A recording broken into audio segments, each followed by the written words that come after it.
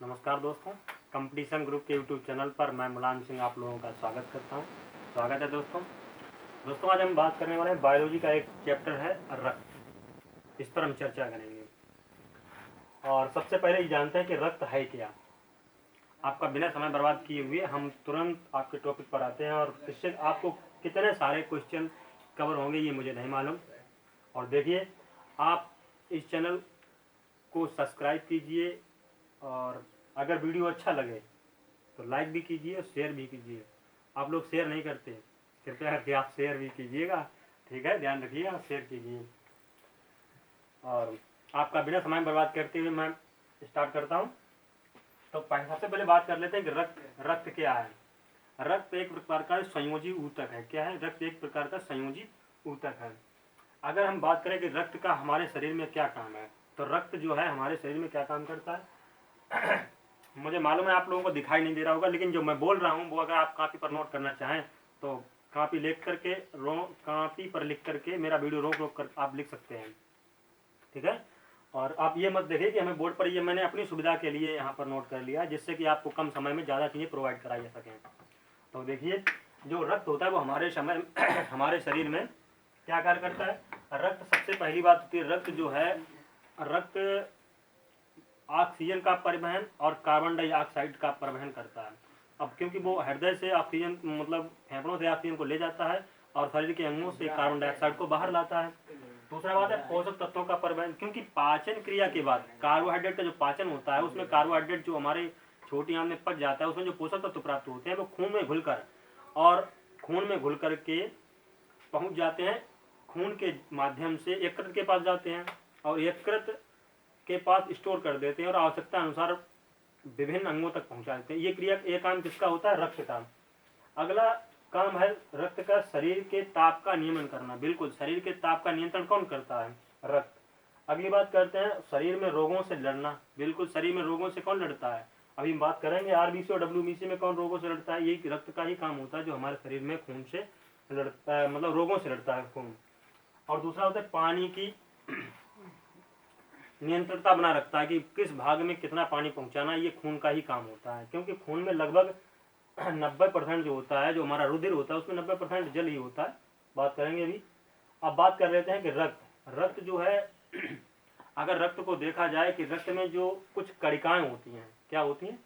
कुछ रक्त कणिकाएं होती हैं, और अगर रक्त कणिकाओं को रक्त से अलग कर दिया जाए तो वो दो पार्ट में डिवाइड हो जाता है। एक होता है प्लाज्मा, दूसरी होंगे रक्त कणिकाएं।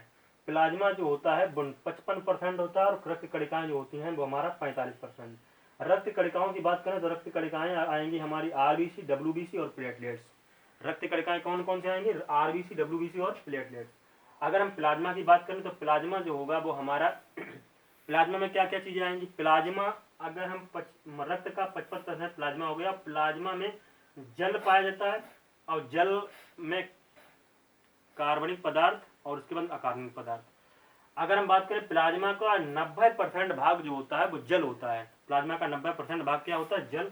और 10% भाग में कार्बनिक और अकार्बनिक पदार्थ पाए जाते हैं। किसमें? रक्त में। अगर हम बात करें कार्बनिक पदार्थ कौन कौन से होते हैं, आपको पता है कार्बनिक पदार्थ कौन कौन से होते हैं? जो हमारा भोजन पचता है और पचने के बाद में वो किसमें मिलता है? रक्त में। तो वो कौन कौन से? जैसे ग्लूकोज है, बसीय अम्ल है, अमीनो अम्ल है, प्रोटीन है, ये चीजें खून में उपस्थित होती हैं। प्रोटीन में कौन कौन से? जैसे हिपैरिन है, फाइब्रोनोजन है और प्रोथ्रोम्बिन है, ये चीजें उपस्थित होती हैं। ये प्रोटीन्स होते हैं जो रक्त में मिले रहते हैं और रक्त इन्हें साथ लेकर के चलता है। आपको पता होगा कि हिपैरिन के कारण, हमारे शरीर में हिपैरिन की उपलब्धता के कारण, मतलब रक्त में हिपैरिन की उपलब्धता के कारण ही रक्त जो है शरीर में नहीं जमता है। अब बात करते हैं, ये जो कार्बनिक पदार्थ होते हैं रक्त में पाए जाते हैं, मतलब प्लाज्मा का भाग है। उत्सर्जी पदार्थ होते हैं इसी में, जैसे यूरिया है, उत्सर्जी पदार्थ है, ये भी रक्त अपने साथ लेकर के चलता है। ये किसमें पाया जाता है? प्लाज्मा में। प्लाज्मा का अगर 90% भाग निकाल दें और ये कार्बनिक पदार्थ में पाया जाता है। किसमें पाया जाता है? कार्बनिक पदार्थ के ये भाग है। कौन कौन से? ग्लूकोज है, अमीनो अम्ल है, प्रोटीन्स है, प्रोटीन में हिपैरिन है, प्रोथ्रोम्बिन है, फाइब्रोनोजन है, उत्सर्जी पदार्थ जैसे यूरिया है, एंजाइम है। एंजाइम को हमने बताया था, जो अगर नई वीडियो आपने देखा तो पिछला वीडियो देखिए जाकर के मेरा पाचन सिस्टम वाला, वहीं से मिल जाएगा। एंटीबॉडीज, मतलब एंटी, जो मतलब रोगों से लड़ते हैं, ये सब चीज किसमें उपस्थित होती है? कार्बनिक पदार्थों में। अकार्बनिक पदार्थों की बात करें तो हमारे जैसे कैल्शियम है, सोडियम है, फास्फेट है, मैग्नीशियम, ये पदार्थ पाए जाते हैं, नमक है, ये जो हमारे अकार्बनिक पदार्थ हैं। अब हम बात कर लेते हैं आरबीसी की। आरबीसी क्या है और इनकी चर्चा करते हैं। आरबीसी जो होती हैं इनका दूसरा नाम होता है, आरबीसी को अंग्रेजी में बोलते हैं रेड ब्लड कार्पसल्स, मतलब लाल रक्त कणिकाएं। आरबीसी को दूसरा नाम और दिया गया, आरबीसी का दूसरा नाम होता है एंथ्रोसाइट। क्या होता है? एंथ्रोसाइट। अब इनका काम देख लेते हैं क्या क्या होता है और ये क्या क्या काम करते हैं हमारे शरीर में। आरबीसी इनका रंग जो होता है लाल होता है। वो लाल किस लिए होता है? इनका इसमें हीमोग्लोबिन नामक पदार्थ पाया जाता है, जिसमें आयरन की अधिकता होती है, उसमें हीमोग्लोबिन के कारण होती है। ये जो आरबीसी जो होते हैं ये हमारे शरीर में ऑक्सीजन का परिवहन करती हैं। किसका परिवहन करती हैं? ऑक्सीजन का।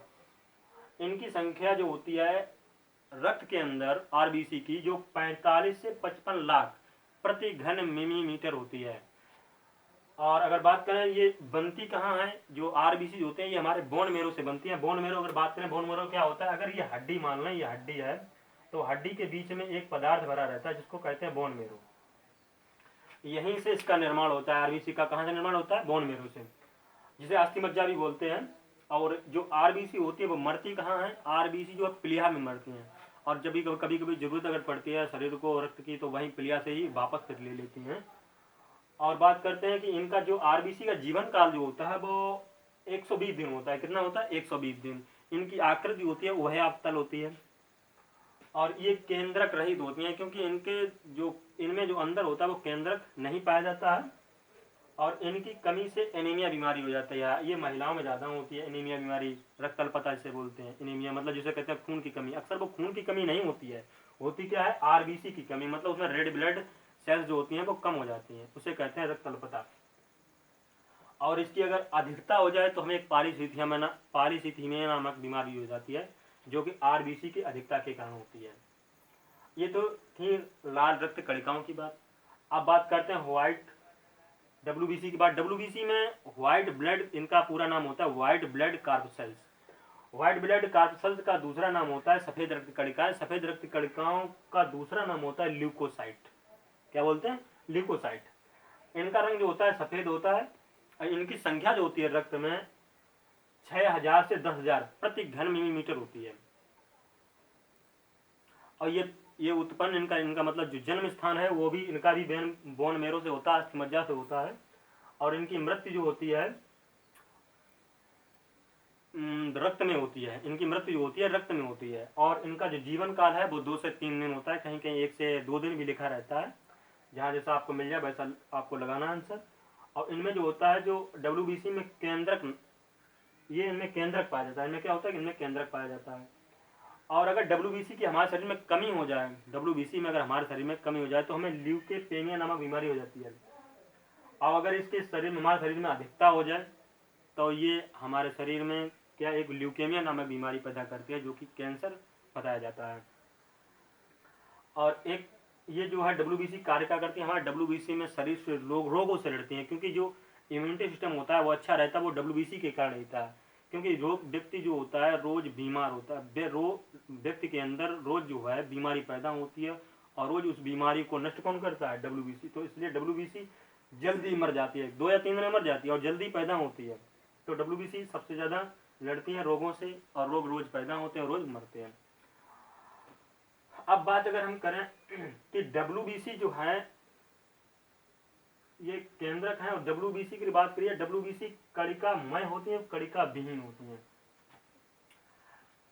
श्वेत रक्त कणिकाओं में कोशिका द्रव्य में कणिका नहीं पाई जाती है। इनका जो होता है केंद्रक गोल होता है। जो कणिका विहीन होती है इनमें केंद्रक नहीं पाया जाता है। और डब्ल्यूबीसी जो कणिका, इनमें 2 पार्ट में डिवाइड किया है, कणिकामय और कणिका विहीन। अगर हम बात करें कणिका विहीन जो डब्ल्यूबीसी हैं, उनमें उनके 2 पार्ट में अलग अलग डिवाइड किया गया है। कणिका विहीन जो है वो एक लिम्फोसाइट होती हैं और एक मोनोसाइट। जो मोनोसाइट होती हैं ये आकार में सबसे बड़ी होती हैं, और ये जो डब्ल्यूबीसी की 2 से 10% संख्या में होती हैं। मतलब जितनी डब्ल्यूबीसी होगी उसका 2 से 10% भाग होती हैं। कौन? मोनोसाइट। और मोनोसाइट ये जो है रोगाणुओं का, ये मतलब जीवाणुओं का भक्षण करती हैं। अगर लिम्फोसाइट की बात की जाए तो ये आकार में सबसे छोटी होती है। आकार में सबसे छोटी कौन? लिम्फोसाइट। आकार में सबसे बड़ी कौन सी? मोनोसाइट। और ये डब्ल्यूबीसी का 20 से 30% भाग होती है। कौन? लिम्फोसाइट, जो 20 से 30% होते हैं डब्ल्यूबीसी का। और ये शरीर में प्रतिरक्षा का निर्माण करती हैं और रोगों से बचाती हैं। ये किसका काम है? लिम्फोसाइट का। अगर बात करें कणिकामय में डब्ल्यूबीसी जो है ये 3 प्रकार से बांटी गई हैं। जो कणिकामय हैं उनको 3 प्रकार से बांटा गया है, जिससे एक एसिडोफिल्स होता है, बेसोफिल्स होता है और न्यूट्रोफिल्स होता है। अगर हम बात करें जो एसिडोफिल्स हैं, कणिकाएं एसिडोफिल्स, मतलब जो एसिडोफिल्स डब्ल्यूबीसी हैं वो डब्ल्यूबीसी के 2 से 4% होती हैं। कितनी होती है? 2 से 4%। और ये जो होते हैं संक्रमण के समय इनकी संख्या बढ़ जाती है और ये सबसे ज़्यादा एलर्जी में भूमिका निभाते हैं। कौन? एसिडोफिल्स। एसिडोफिल्स जो है एलर्जी में भूमिका निभाती हैं। अगर बात करें बेसोफिल्स की, बेसोफिल्स जो होते हैं डब्ल्यूबीसी का 0.5% से लेकर के 2% तक इनका योगदान रहता है। किसमें? डब्ल्यूबीसी की संख्या का 2 से मतलब आधा % से लेकर 2% तक, मतलब 0.5% से लेकर 0.2% तक इनकी आकृति जो होती है एस आकृति की होती है। कितनी होती है? एस आकृति की बेसोफिल्स की। अगर न्यूट्रोफिल्स की बात करें तो न्यूट्रोफिल्स जो होते हैं ये डब्ल्यूबीसी का 60 से 70% भाग होती हैं और ये भाषाणुओं से क्रिया करके और उनको अपना आपको क्रियाशील रहती हैं और भाषाणुओं को नष्ट करती हैं। अब बात कर लेते हैं प्लेटलेट्स की। किसकी? प्लेटलेट्स। प्लेटलेट्स का दूसरा नाम जो होता है थ्रोम्बोसाइट होता है। क्या नाम होता है? थ्रोम्बोसाइट। ये अधिकतर जो होती हैं केवल स्तनधारियों में ही विकसित होती हैं और इनकी संख्या जो होती है 2 से 2.5 लाख, मतलब 2 से 5 लाख घन प्रति मिलीमीटर होती है। इनमें केंद्रक नहीं होता है और ये जो होती हैं गोल होती हैं। ये आकृति में कैसी होती हैं? गोल। और इनमें चोट लगने पर फाइब्रोनोजन से क्रिया करके ये रक्त का थक्का बनाने में सहायक होती हैं। रक्त का थक्का कौन बनाता है? ये जो प्लेटलेट्स होती हैं हमारी थ्रोम्बोसाइट होती हैं ये फाइब्रोनोजन से क्रिया करके क्या बनाती हैं? रक्त का थक्का बना लेती हैं, जिससे कि रक्त जो है जम बाहर आने पर जम जाता है। क्योंकि प्रोथ्रोम्बोसाइट और फाइब्रोनोजन जब निकलता है तो वहां से उससे क्रिया करके जो हेपेरिन होता है हेपेरिन को निष्क्रिय कर देता है और निष्क्रिय करके थ्रोम्बोसाइट से क्रिया करके बाहर निकल करके खून जब वायु से ऑक्सीजन के संबंध में आता है तो ये रक्त का थक्का बना देती है। बस आपका यहीं पर चैप्टर समाप्त होता है रक्त वाला। अगर वीडियो आपको अच्छा लगा तो कृपया करके लाइक जरूर कीजिए और शेयर कीजिए, काफ़ी लोगों तक पहुंचाइए। इसमें बहुत सारे क्वेश्चन हैं, आपको समझ आया। Thank you.